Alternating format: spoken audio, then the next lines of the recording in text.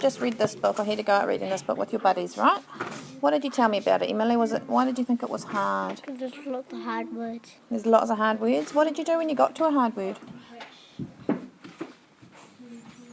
Sound them out. Did you? Were some of them hard to sound out? What was hard about it? What kind of words were they? I forgot. Were they ones with blends in them and things? Yeah. Do you know what the name of the book is called?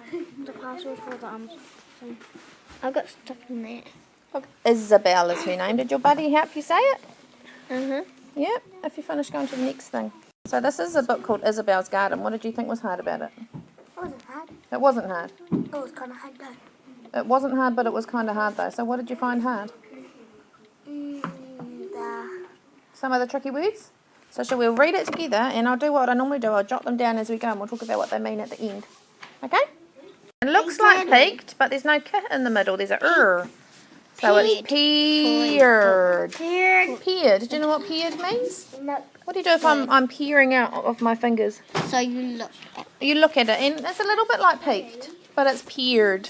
You've just read, there are some things called compound words. Now, compound word is two words that are joined together that makes one word. Can you see any of those on there? Have a look on the page you just read. It's like two words joined together. Can you see any? What does it say, Emily? Good girl. overgrown. Overgrown. So what are the two words? And Over Grown. and grown. And Emily, you found another one. What is it? Everywhere. Everywhere. So those are called compound words because you could actually chop them in half and you'd have two words, wouldn't you? Yes. Can you see any more in there?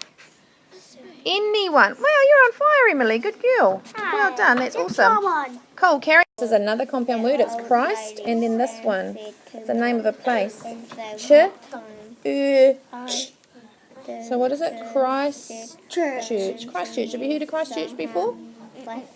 You probably have because there was a big earthquake there. That's what it's talking about. They moved out of Christchurch after the big earthquakes. I can see that on that page there's some more compound words. And this one here, Leon, can you remember what that says? Christchurch. And then Emily, you told me there's another one that is? Earthquake. So what are the two words in the word earthquakes? What are the two words? If it's earth and quake. Excellent. Okay, can you tell me one more thing? There's quite a few things that look like this. This word here. What does it say? It's not a compound word. Where. And it has this thing there. What is that called? It's an apostrophe. And it joins two words together as well, but it chops out a letter. What is where short for? What could you say?